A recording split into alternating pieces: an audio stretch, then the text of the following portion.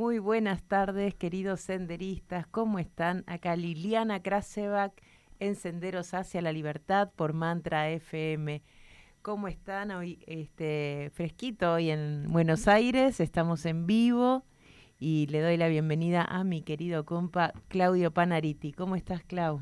Muy bien, como dijiste, un día otoñal Sí, hoy hoy en prácticamente más primavera. que primavera. Y bueno, como todos los lunes acá por Mantra y en Senderos hacia la Libertad, así que bueno, Ah, nuevamente y hoy tenemos un tema madurez escolar. y ¿Con de, quién? de la mano del doctor Miguel Dagraca Belchior, pediatra, antroposófico y médico escolar. Así que le vamos a dar la bienvenida y agradecerle muchísimo que esté acá hoy en vivo con nosotros. ¿Qué tal, Miguel? ¿Cómo estás? Buenas tardes a todos los que están escuchando. Es una gran alegría para mí estar con ustedes. Cuando me invitaron me sentí muy feliz y agradecido, sobre todo por el tema, porque este tema de la madurez escolar para mí es un tema muy trascendente y fundamental para el desarrollo del niño, que se comprenda y que se pueda llevar adelante.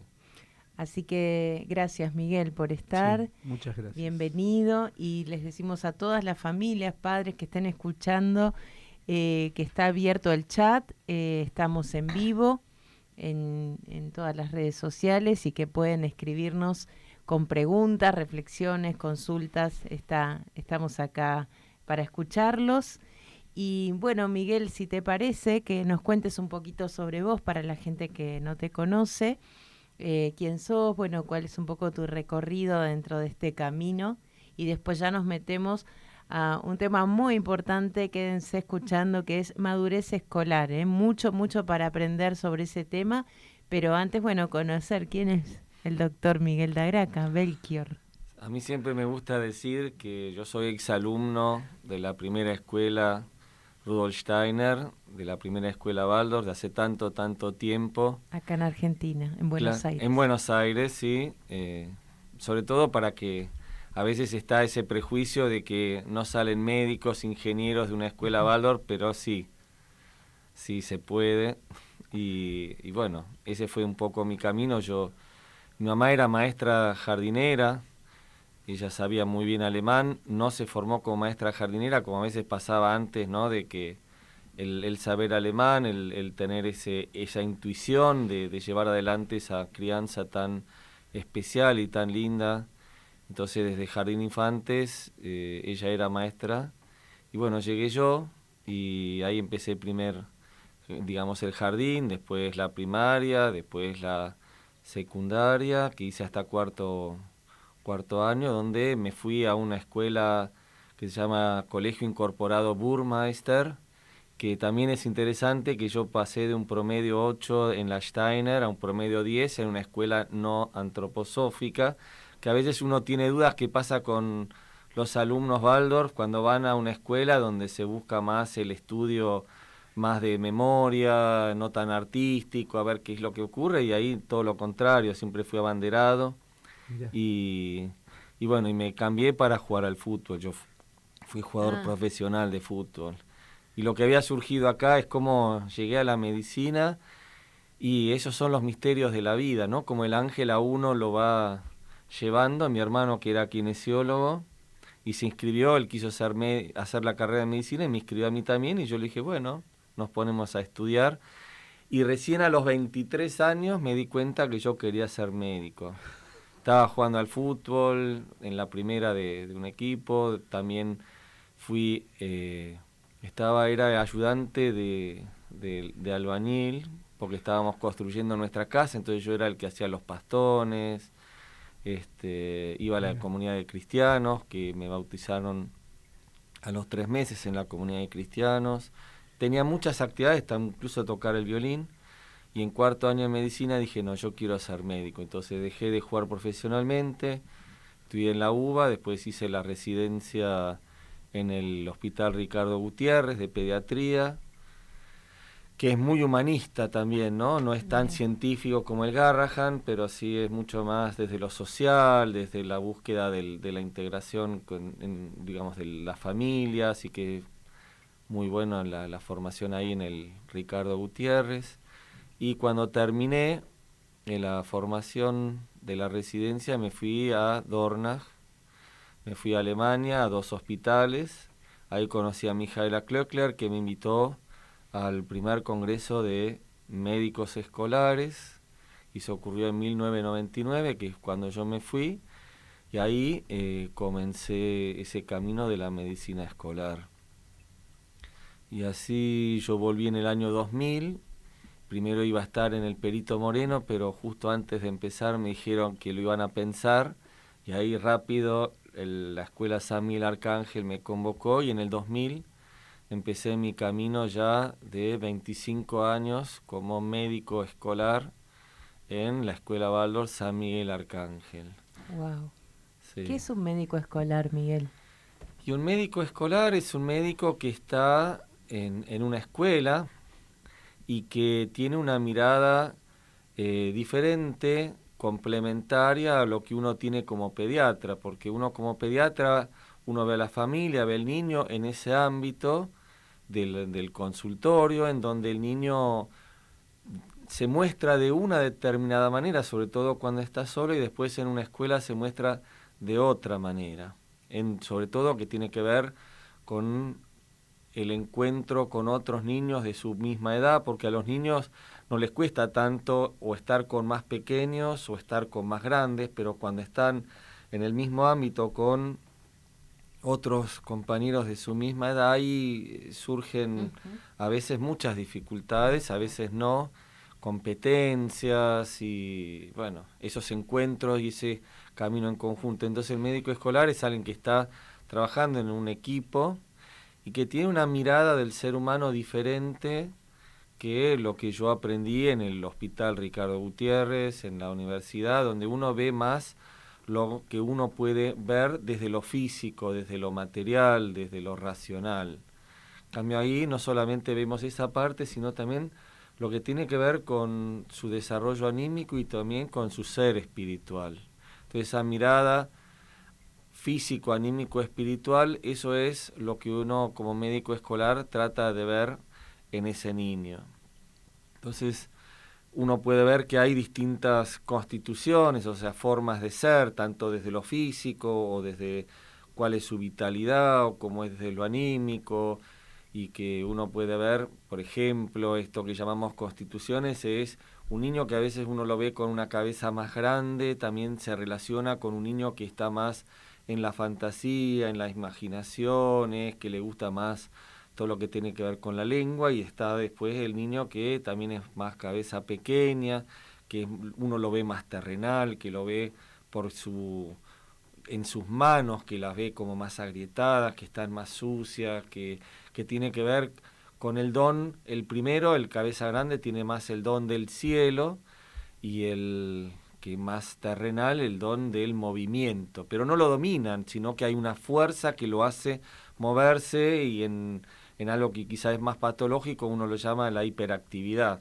Entonces, ver esas dos unilateralidades y tratar de llevarlas al centro es lo que uno como médico escolar ayuda al maestro, que a través del currículum Waldorf puede generalmente a través de la música, a través del arte, sacarlo de ese cielo en el cual está y traerlo un poquito a la tierra, y el otro que está totalmente en el movimiento, llevarlo a que también tenga un poco de cielo, para que uno tenga la mejor de las dos cosas.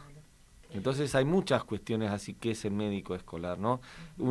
Hay funciones que tienen que ver con el trabajo con el niño, y con el maestro, con los padres, con el ámbito de la salud. En la pedagogía Waldorf, desde los inicios en 1919, allá en Stuttgart, Steiner siempre unió salud y educación.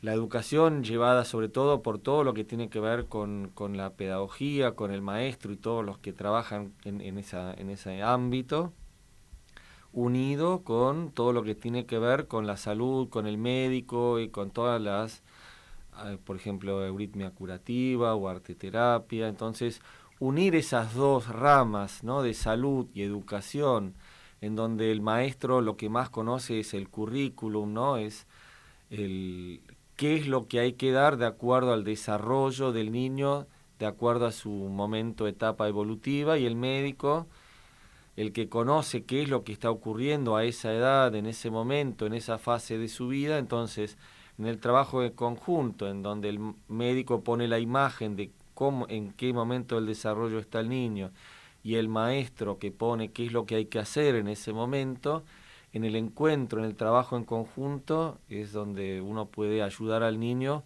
a que pueda encontrar su camino en la tierra. Hermoso, ¿no? Qué Interesante, ¿no?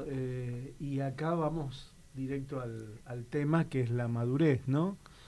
Y que yo veo en la gente que tiene como ansiedad de que su niño aprenda a leer, a escribir, a las matemáticas. Y bueno, yo que fui papá Waldorf, digamos, es totalmente diferente. ¿Nos podés compartir a qué se debe este tipo de situación que no se vive en la pedagogía Waldorf? Sí, hay en la página www.medicosescolares.com.ar, si uno ingresa, va a ver que ahí hay hay 4 formas de entrar, ¿no? Uno es ingresar al sitio, en donde si uno ingresa ahí puede ver todos temas de pedagogía, de medicina escolar, hay artículos, hay un montón para averiguar. Pero si uno va al segundo link, que es ingresar a la sección de madurez escolar, ahí puede tener muchísima más información de lo que acá voy a expresar, ¿no es cierto? Entonces de ahí pueden sacar muchísimas más cosas. Uno tiene que saber que la educación se va desarrollando por fases. El aprendizaje no es lineal, no es que uno va incorporando, sino este desarrollo por fases. Eso lo introdujo Steiner, que tiene que ver también con los septenios. En este camino de aprobar la posibilidad de que los niños permanezcan un año más en jardín, o sea, tengan la continuidad, bueno, me tocó estar en el Consejo General de Educación en La Plata, con el vicepresidente primero, en donde una de las cuestiones que él había dicho, ustedes que hablan de esos septenios, ¿no?, menospreciándolo. Entonces yo le pregunté si tenía hijos, entonces él me dijo que sí. Entonces, si usted me lo menosprecia de tal manera, es porque usted no los vio a sus hijos realmente en su desarrollo. Estaba la maestra Teresita Scalan pegándome patadas por debajo de la mesa para que no sea tan agresivo, pero bueno, el problema mío es que cuando yo me siento agredido, soy bastante reactivo. Pero bueno, entonces si uno puede observar el desarrollo físico del ser humano, sobre todo en los primeros 21 años, uno va a ver que entre los 0 y los 2 lo que predomina es la conformación de la cabeza. Entre los 2 y los 4 lo que predomina es el desarrollo del tronco, y entre los 4 y los 6 uno ve que los miembros se crecen y se estiran. Lo mismo uno ve entre los 7 y los 9, otra vez la cabeza, entre los 9 y los 11, otra vez el tórax, y otra vez antes de la pubertad, otra vez los miembros. Y entre los 14 y los 16, otra vez la cabeza, después otra vez el tórax, y después. Entonces uno puede ir viendo cómo desde lo físico siempre hay como un crecimiento de una parte de esto que nosotros llamamos la trimembración, que es la cabeza, el tórax y los miembros. Entonces, en donde se apoya lo neurosensorio, que es el pensar, se apoya sobre todo en nuestra cabeza, lo rítmico, en nuestro tórax, y la voluntad y lo metabólico motor. Entonces uno ve que hay 3 fases de 7 años en donde siempre hay como un camino de desarrollo, en donde se ganan, se conquistan determinadas cualidades, y después esas capacidades van creciendo. Entonces uno puede referirse que en los primeros 7 años hay como una conquista más en lo físico, que hay más un crecimiento del cuerpo. Entre los 7 y los 14 hay un desarrollo más desde lo anímico. Entonces ahí uno trabaja desde el sentir y uno trabaja desde lo artístico. y uno puede ir viendo que entre los 14 y los 21 hay algo más desarrollo también de la voluntad, pero también del pensar.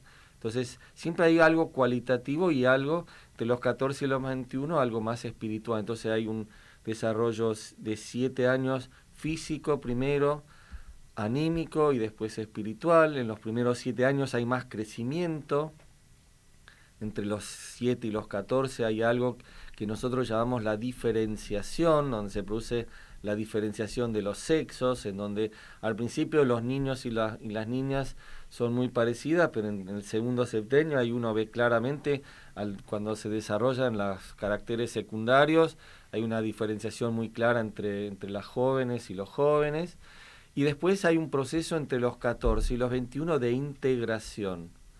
Entonces la integración es algo más de tarea del yo, el otro más es desde lo anímico y algo más desde del desarrollo. Entonces, la madurez escolar es un periodo de tiempo que nosotros llamamos más o menos a los 7 años, que es la madurez para ir a la escuela, en donde uno adquiere determinadas capacidades para estar en la escuela. Y estar en la escuela tiene que ver con estas capacidades de más intelectivas, ¿no? La capacidad de abstracción, que eso, si uno puede ver, que es muy interesante cómo en los primeros 7 años de la vida uno repite todo el desarrollo de la humanidad. Y eso es interesante porque si uno ve hace 4.500 millones de años, la Tierra era una esfera dura, ¿no? Primero era incandescente, después se endureció y después del cosmos le vinieron todo el agua. Entonces era un espacio duro lleno de agua y dentro de ese agua empezaron las primeras, la primera vida, la primera célula que se fue conformando. Primero era más como de planta y después empezaron los primeros animales y se conformó la primera, como uno podría decir, como una médula con la lombriz, después se generó capacidades más neurosensorias como los troncos, después el hemisferio emocional, que eso, de acuerdo a la ciencia, se generó hace 200 millones de años, y después hace 60 millones de años empezó a conformar lo que nosotros llamamos el hemisferio racional. Entonces hubo 4.500 millones de años para llegar al cerebro, para llegar al hombre tal cual es hoy día. Y eso tiene que ver con nosotros decimos que desde la cabeza este desarrollo cada vez más, desde más perfecto en lo que tiene que ver con nuestro cerebro, eso es un desarrollo como es de esa manera. Y uno puede ir viendo cómo cuando el niño se va conformando, o sea, primero está la célula, el óvulo, y después se fecunda ese óvulo, hace todo ese camino hasta llegar al útero materno, y ahí uno puede ver cuando se producen las membranas, ¿no? El feto recién nacido, que se produce toda una plegación, todo un movimiento, y estaría como flotando en el líquido amniótico. Lo que uno puede ver es cómo no es que hay algo que lo mueve y que genera una reacción, sino que desde el mismo embrión empieza un movimiento. Y ese movimiento que empieza tiene una cierta reacción con el agua y empieza un diálogo entre el embrión que se mueve y el agua que lo mueve, ¿no? Y entonces empieza ese diálogo entre ese ser con su medio ambiente, pero siempre desde la individualidad que empieza ese camino. Entonces uno puede ir viendo otra vez, desde una primer célula de hace tantos millones de años, se va conformando ese ser vivo cada vez más y más. Y uno puede ver que en el primer año de vida, si uno ve, al principio adentro del útero materno es como un pez, que después sale y es como si fuera alguien que repta, después la cuadripedia, que empieza a reptar el niño, y después se yergue y es un ser humano, ¿no? Que adquiere eso que nos diferencia de los animales, ¿no? Ese estar erguido, sobre, digamos, vencer la gravedad. El animal está en un mismo plano horizontal a la gravedad, que es diferente a cuando logramos esa vertical. Y uno puede ir viendo cómo en esos primeros 6 años y medio, 7 años de vida, el niño va desarrollando, primero son reflejos inmaduros, reflejos que están dentro del útero materno, que son necesarios para poder atravesar el canal del parto, ¿no? Y a poder en determinado momento encajarse, empezar ese diálogo entre digamos, la madre y él, y lograr salir, ¿no? Y ahí cada vez más neurológicamente hay centros superiores que van tomando el comando. Entonces uno va perdiendo esos reflejos. Entonces primero son reflejos más uterinos, después primitivos, después reflejos más de arco reflejo, el reflejo de succión, que es el niño para poder ir a tomar el pecho, tiene que tener ese reflejo en el labio para poder llevar su boca hacia el pezón y poder empezar a tomar. Y eso, una vez que va creciendo y va despertando, uno podría decirlo, esos reflejos van tomando comandos superiores más complejos. Entre los 5 y los 6 años, lo que más madura y lo que más el niño desarrolla es todo lo que tiene que ver con el cerebro emocional.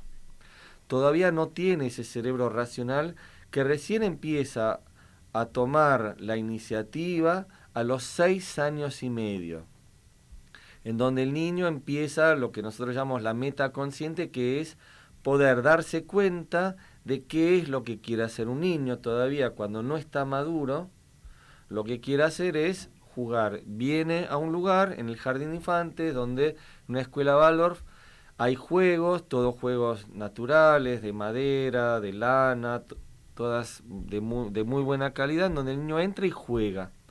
Cuando el niño ya generó todo ese desarrollo del cerebro emocional, entonces ahí empieza lentamente ese cerebro racional comienza su camino. Y entonces el niño dice, bueno, dejo este juego acá porque voy a jugar mañana con vos. Entonces ahí empieza otra cualidad, otra toma de decisión, donde uno puede ir viendo que esa posibilidad de abstracción empieza a darse. Entonces los primeros 7 años, en donde el niño nace totalmente dormido y con los movimientos de sus brazos totalmente en mucho movimiento, pero no dirigidos por él, lentamente esos brazos con lo que van haciendo van generando todas las interconexiones neuronales para poder generar después esa conexión visual con la mano, ese despertarse y esa capacidad de darse cuenta qué es lo que quiere hacer, hacia dónde quiere ir, pero eso es una capacidad muy superior que recién se despierta cuando logró determinadas condiciones neuromotoras. Y Miguel, ¿qué pasa si a un niño se lo sobreestimula? Hay que ver qué llamás vos con sobreestimular, digamos. Yo diría cuando uno estimula no correctamente con determinadas situaciones, o sea, cuando uno apela, cuando uno o apuramos procesos, ¿no? Claro, cuando uno, por ejemplo, le empieza a generar una enseñanza de algo abstracto, cuando todavía su desarrollo neurológico no tiene con qué. Digamos, el ejemplo más claro y más simple que a mí se me ocurre es normal para un niño entre los 8 meses y los 18 meses aprender a caminar. Si yo a todos los chicos les pongo un examen de caminar al año de vida, los que lograron se sienten bien, van contentos y está todo bien. Pero todos aquellos que todavía le faltan 6 meses, porque neurológicamente, madurativamente, lo que nosotros llamamos maduradores lentos, no lo lograron, ¿cómo se sienten? Se sienten frustrados, baja autoestima. Baja autoestima, todas las condiciones que eso genera de algo que la culpa no es del bebé, sino de que nosotros le generamos una situación en la cual él todavía no está preparado. Entonces, la madurez escolar lo que busca es el conocimiento de todo ese proceso neurológico, de todo ese desarrollo del niño, y que cuando ese conocimiento, cuando ese desarrollo está dado, ahí recién uno empieza a darle ese aprendizaje explícito. Por eso, en los primeros 7 años de vida, 6 años y medio de vida, lo que uno hace es todo lo que uno llama implícito. Entonces, la matemática implícita, todo lo que son los precursores del lenguaje, y lo que uno tiene que saber, como dije antes, todas las interconexiones neuronales se forman a través de lo que uno hace. O sea, si uno le da situaciones intelectivas, el niño no desarrolla todo ese desarrollo sináptico necesario para que después el niño pueda desarrollarse y generar esa inteligencia. Sino lo que lo hace es, por eso en nuestras escuelas Waldorf, lo que nosotros hacemos sobre todo es tejer, coser, hacer el pompón, hacer el pan, cantar, hacer la ronda, hacer movimientos de dedos, todo lo que tiene que ver con el juego. Yo en el año 2018 hice como coordinador con otro médico que se llama el doctor Cosín, hicimos un curso en la Universidad de Buenos Aires de medicina escolar. Y dentro de eso hicimos una jornada de madurez escolar. Y ahí traje a la primer secretario de Finlandia, o sea, viene el embajador, después viene la primer secretario porque no estaba el embajador, para que venga a nosotros a poner los fundamentos neurocientíficos de por qué ellos empiezan la escolaridad a primer grado con 7 años de vida, buscando todos esos conocimientos neurocientíficos. Uh-huh. Y lo que me dijo es que el niño tiene derecho a jugar. Porque jugar a través del juego, que los diferencia, los animales no juegan, sino que hacen todo ejercicio, todo para poder desarrollarse, porque el leoncito, cuanto más se parece al león, más va a tener posibilidades de sobrevivir. Entonces lo que hace es practicar para lo que después va a tener que hacer en su vida, para cazar, para ganarse su sustento. No sé si se diría ganarse su sustento, eso, pero para poder alimentar, para su subsistencia, sí. En el niño es fundamental el juego y sobre todo el juego libre.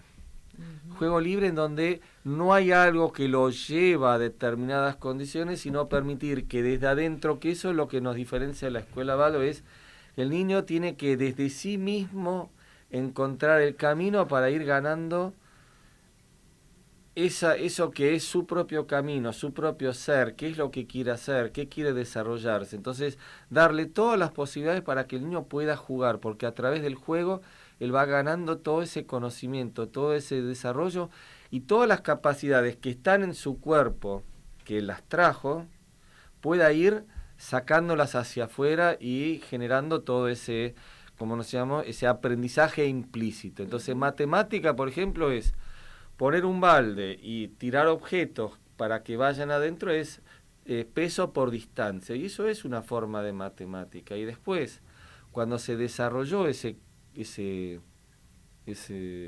conocimiento implícito, después en la segunda parte, en el primario, ahí uno le pone el nombre a eso que él aprendió.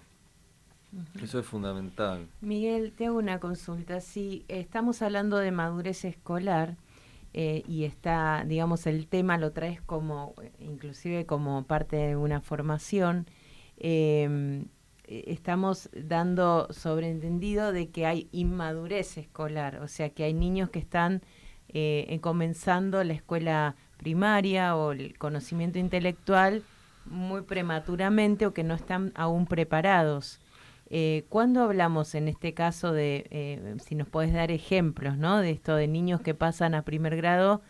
Acá en Argentina tenemos esta famosa fecha del 30 de junio, ¿no? Antes de los niños. ¿Ustedes saben por qué es el 30 de junio? No, a ver, contanos. Sé que no tiene mucho sentido, pero está bueno que nos cuentes. Y nosotros traemos cosas de otros lados. A ver. Y entonces el 30 de junio el corte es en Estados Unidos. Pero ¿cuándo empiezan en Estados Unidos la escolaridad primaria? Claro. En septiembre. Entonces, yo le pregunté a una médica que trabajó mucho y se hicieron muchos estudios en Alemania, porque esto no es solamente acá en Buenos Aires, sino la escuela Waldorf y hay una médica, Martina Schmidt, que, bueno, después contamos de los congresos que hicimos. Entonces ella es la más estudiosa, la que hizo estudios con más de 5.000 chicos durante 10 años. ¿Cuándo un niño cuándo estaría preparado, como esto decís vos, por edad? Entonces dijo, no antes de los 6 años, 3 meses. Mira. Como regla general, ¿no es cierto? Siempre puede haber excepciones, ¿no? Un Mozart, por ejemplo, 3 años. En general. Pero en general, en la gran mayoría, gente como yo, en la gran mayoría, 6 años, 3 meses sería como lo mínimo para lograr todo este desarrollo. Entonces, esto de por ley acá en la Argentina, la ley de Argentina dice que el niño tiene que empezar primer grado con 6 años cumplidos. Pero se hicieron como resoluciones en donde, por una cuestión meramente administrativa, se hizo el corte donde se puso de 30 de junio para un lado y 30 de junio para el otro, y todos tienen que entrar con las locuras que a veces tiene que ver con un niño prematuro que iban a nacer en, qué sé yo, en agosto, en septiembre, ahí. Si nació el 30 de junio, tiene que empezar primer grado, no importa qué. Hoy día es muy difícil lograr eso. Yo di charlas en dos hospitales materno-infantiles, la Sardá y el otro la Santa Rosa, el materno-infantil acá en Vicente López. Sí.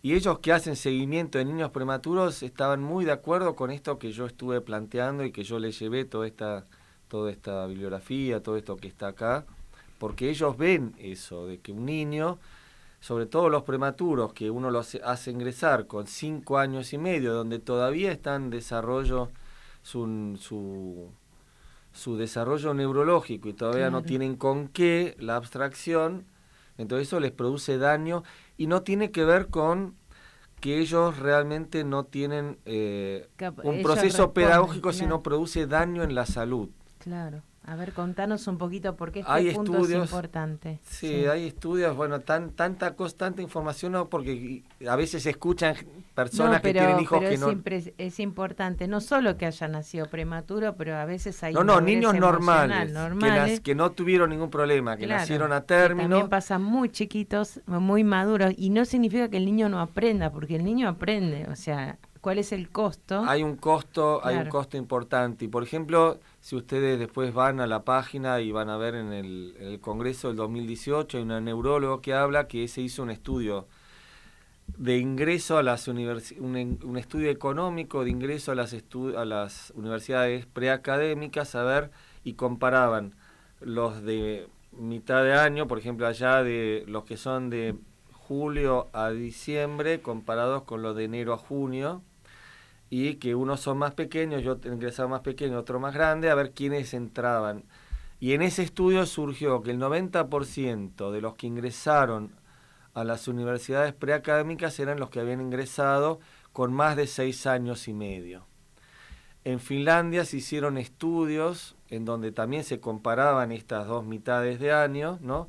Quienes entraban con más de 7 o cercano a los 7 y quienes entraban con cercano a las 6. Y decían que tenían muchas más probabilidades de tener un desarrollo mental más sano aquellos que ingresaban con cercano a los 7 comparados con los que ingresaban con un desarrollo. O sea que esto de la madurez escolar no tiene solamente que ver con un aprendizaje, sino que tiene que ver con un deterioro de la salud. Por esto que vos decís, cuando uno no tiene con qué, el niño, sobre todo, otro estudio más que se hizo en España, que en los artículos se llama Librero, se hicieron como un estudio de 500.000 niños. ¿Por qué? Y un estudio retrospectivo. Un estudio retrospectivo es aquello donde ya los datos están y uno va en esa búsqueda. Y fueron las obras sociales porque se daban cuenta que una determinada edad, y sobre todo que ingresaban en la escuela, gastaban más dinero que otros, en psicopedagogos, en neurólogos y sobre todo en Ritalina, que tiene que ver con este síndrome de hiperactividad.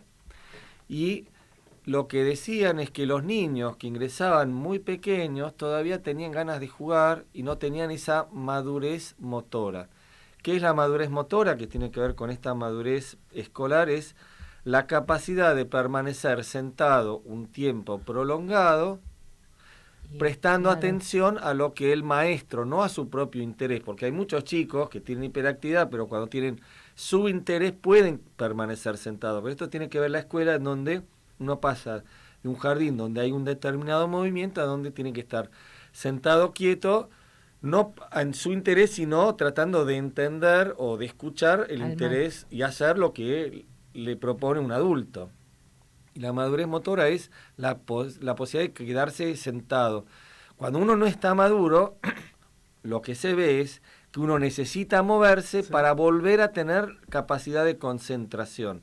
¿Cuántos adultos nos pasan, no? Que estamos acá y no nos aguantamos más una reunión, nos paramos, vamos al baño, volvemos y seguimos escuchando algo. Bueno, en los niños eso, sobre todo cuando son muy pequeños, pasaba. Entonces los chicos se movían continuamente porque no les interesaba, querían jugar. Decían, hay muchos chicos que los padres dicen, bueno, yo quiero que igual pase, y los chicos dicen, yo quiero seguir jugando. Y bueno, y a esos chicos se los confunde con hiperactivos, entonces se los medica o se los manda. Terrible, porque no tiene. Y uno ve que esos niños, uno los espera 6 meses y adquieren eso, que tiene que ver con esa motricidad y esa madurez y esa capacidad de... Sí, muy interesante. Y queremos contarles también que en Pedagogía Waldorf está lo que se llaman las permanencias, ¿no, Miguel? O sea, cuando observamos en jardín un niño que todavía necesita seguir jugando, me ha tocado hacer como psicopedagoga muchos informes de permanencia para acompañar el proceso de ese niño cuando los padres también acompañan, ¿no? Esta decisión de esperar un ratito más, un golpe más de horno para que pase más maduro al primer grado. Hoy día lo llamamos continuidad más que permanencia, y siempre en las escuelas Waldorf, y yo recuerdo que antes el corte a veces, hace mucho tiempo, se hacía en septiembre, o sea, entraban a veces con 7 años y pico, y hoy día el corte se hace un poquito más en diciembre, ¿no? Claro. Con esto que decíamos, 6 años y medio. Y eso tiene que ver con que antes hizo que se permitía, y venía la inspectora, uno no presentaba y no había tanto problema. Cada vez era más difícil de presentar a la inspectora la posibilidad de que un niño pueda quedarse un año más en jardín. A mí me tocó justamente hace 11 años, cuando estaba muy duro esa situación, donde tuvimos que empezar a hacer recursos de amparo, en donde yo tuve que presentar una carpeta de una psicopedagoga, una carpeta de una médica, jefa del Garrahan, jefa del Gutiérrez, jefa del Hospital de Pilar, y a pesar de todo eso, donde mi hija es del 24 de junio, y que además tenía una cierta problemática, donde se justificaba, pero como había una resolución, la inspectora vino y dijo, no, tiene que pasar. Lo vio media hora y no hizo falta, no le importó todo lo que estábamos poniendo, médico, la madre médica, toda esa situación. Entonces tuvimos que hacer un recurso de amparo que tocó en la Cámara en lo criminal y penal, que había 3 jueces, el abogado del Estado, más la inspectora jefa. Fue un juicio realmente grande, y la verdad que fue muy doloroso para mí, pero lo ganamos y salimos ganando, y pudo quedarse un año más en jardín, que fue lo mejor que nosotros hicimos por ella. Después tuvimos que presentar 10 carpetas, que como no salía, yo me fui a La Plata, llevando las carpetas, diciéndole a la jefa de allá de La Plata de qué pasaba con estos niños, que yo estaba preocupado por la salud de esos niños. Yo siempre digo que esto tiene que ver con un tema de la salud, porque esto produce daño en la salud. Que es así. Entonces me dijo, bueno, a ver, presentá un escrito, un informe. Y entonces yo le presenté una carpeta enorme con todos los videos, con todos los congresos que yo vengo haciendo del 2016. Y entonces, luego de ir hacia al ministro de Educación en ese momento, Sanchezini, nos firmó la posibilidad de que en todas las escuelas Waldorf, los niños, con el pedido del padre de los dos padres más el maestro puedan permanecer, puedan hacer una continuidad un año más. Sobre todo, lo que nosotros hacemos es esto de mirar al niño. No es que, bueno, por edad nada más pasa, sino miramos. Claro. A ver, nosotros miramos no solamente porque lo que más madura, sobre todo en un niño, a los 6 años, es más lo intelectivo, porque es lo que está empezando. Pero también tiene que ver con el niño, con su tolerancia a la frustración, cuál es su vitalidad, si el niño va todos los días a la escuela, cómo están sus intereses. Y además esto que dijimos antes, lo que tiene que ver con la voluntad, con la capacidad de ser ya un poquito más grande, tener esta meta consciente, ya tener interés por aprender. Claro. Que eso es muy importante, porque si el niño no tiene interés todavía en el juego y no desarrolló esto de estas capacidades tanto del pensar, del sentir y la voluntad, eso no está maduro y no tiene esa madurez motriz, el niño lo estamos exponiendo a una situación en la cual el niño no puede. Claro. Y eso le genera, incluso hay descripciones de depresión, de trastornos de anímicos, de tristeza, fracaso escolar, hay un montón de situaciones. Entonces, al niño hay que mirarlo, observarlo. Nosotros hicimos también en la escuela Teresita Escalan de comparar a esos niños que todavía nosotros no lo vemos maduro y cómo hacen un determinado dibujo.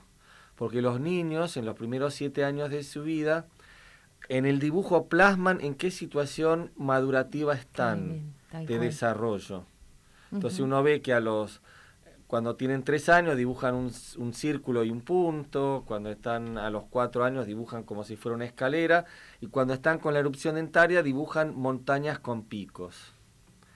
Y además le ponen, cuando todavía no están maduros, a veces la figura humana le falta algo, o no tiene los colores, o no tiene eso en el cual lo bello está plasmado. Y entonces después, un año después, cuando hicieron esa permanencia y uno ve los dibujos comparados y dice, este chico está preparado, a este le faltaba un poquito y este no, porque lo que en nuestra es fundamental, y eso lo puso Teresita Escalan, que es muy interesante, nosotros contamos cuentos como manera de crecer, de desarrollarse y de incorporar aprendizajes a través del cuento. Entonces Caperucita Roja es una niña joven que tiene una vida y tiene un camino, y la madre le da como una determinada tarea, o sea, la vida le da una determinada tarea, va por el bosque, sufre una determinada tentación, le va mal, pero después viene el cazador y sale bien librado. Y después viene otra vez el lobo, pero como ya aprendió, ella misma logra matar al lobo. Y esto es como una enfermedad viral, uno agarra un virus, se enferma, se cura, vuelve el virus y ya tiene los anticuerpos. O sea, hasta eso ese cuento tiene como una descripción médica. Entonces, cuando uno está en jardín de infantes, el niño que está todavía creciendo, desarrollando sus órganos, desarrollando esas capacidades de maduración, esa capacidad de quedarse quieto para después prestar, el cuento viene y lo conforma todo su organismo. Que es una situación totalmente distinta cuando uno está en un primer grado, en donde cuando el maestro cuenta un relato, el niño lo tiene que elaborar, pero después tiene que hacer algo y lo tiene que sacar hacia afuera. Y un niño que todavía es pequeño y que todavía está construyendo no tiene la capacidad de sacarlo hacia afuera. Entonces, estimular ese salir hacia afuera anticipadamente hace que uno no conformó algo. Entonces como que uno está incompleto. Entonces uno puede ver que un chico que no está maduro escolarmente y ante una situación de estimulación temprana, cuando todavía no está completo, y eso le produce algo, digamos, algo que no le hace bien. Yo siempre cuento un cuento, una imagen muy cortita y muy... que es como que si uno tiene un terreno con 5.000 obreros y uno construye una fábrica de autos. Si uno espera que la fábrica de autos está bien construida y terminada, 2.000 obreros siguen arreglando, pero 3.000 obreros se ponen a construir autos. Y los autos salen bien. Ahora, si uno están los 5.000 obreros construyendo y antes de que termine la fábrica, 3.000 se ponen a construir autos y los autos no salen igual.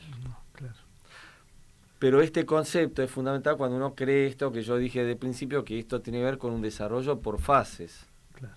que esa fase tiene que, de alguna manera, tiene que tener una determinada cierre, determinado desarrollo, y eso uno lo vislumbra a través de estos exámenes de madurez escolar que uno hace, de cómo está su desarrollo del pensar, cómo está su memoria, si puede relatar un cuento, cómo está si ya tiene esa tolerancia ante una determinada situación. Por ejemplo, había un chiquito que pellizcaba a todos y todos los chicos se molestaban, pero mi hija, que ya estaba maduro, vino, la pellizcó y ella agarró, sacó la mano y siguió haciendo. Tiene esa capacidad de darse cuenta, bueno, es un chiquito, ¿no? Uh-huh. Que no tengo que reaccionar y yo estoy en otra postura. Y además es fundamental tener esa vivencia en el jardín de que yo soy el más grande, yo puedo. Mi hija, por ejemplo, la más grande, al principio estaba como en un mundo que era ciertamente hostil o algo así, no le costaba hablar, le costaba hacer... Y después, cuando terminó ese último año de jardín, era como una maestra que avisaba cuando alguien se lastimaba, ayudaba a los cordones, ayudaba a hacer la comida, ayudaba a poner los platos. Tener esa sensación de que yo soy el más grande y ya domino todo y ya no hago solamente como hacía el pompón al principio, sino que ahora ya puedo enseñar, esa seguridad a uno lo pone, porque uno es el más pequeño en una primaria. Claro. A uno lo sienta con otras capacidades y sobre todo cuando uno lo que tiene que ver es, empezó esa capacidad de abstracción, por ejemplo, uno lo puede hacer en un dibujo donde uno pone un pino, la mitad de un pino. Entonces, cuando uno es grande, uno ve esa mitad de un pino y yo le digo, bueno, hace la parte que falta, uno hace la otra parte del otro lado. Y los chicos, cuando todavía no están, esa otra parte del pino no la hace. Así hay muchos ejemplos, porque su capacidad de abstracción no están. Y además lo importante es que esto no es solamente algo Waldorf. Por eso yo en mis congresos traje médicos del Garrahan, neurólogos del Italiano, psiquiatras del Fleni, médicos del Garrahan que fueron jefes, que tienen esta otra mirada bien de hospital, bien concreta, porque esto tiene que ver con un desarrollo neurológico, físico, en donde uno puede ver que eso tiene que darse, sí. Bueno, Miguel, tenemos unos últimos minutitos y no quiero dejar de responderle a los oyentes que han escrito. Bueno, dice, muchísimas gracias por compartir, excelente invitado, saludos Romina.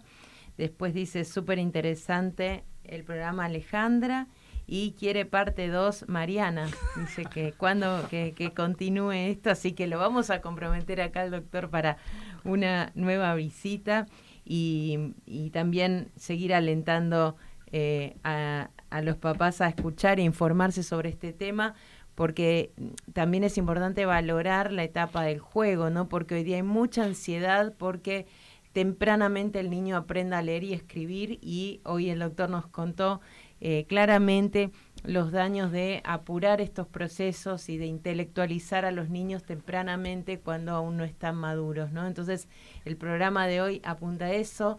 Está la página ahí en el chat escrita, medicosescolares.com.ar, que pueden entrar.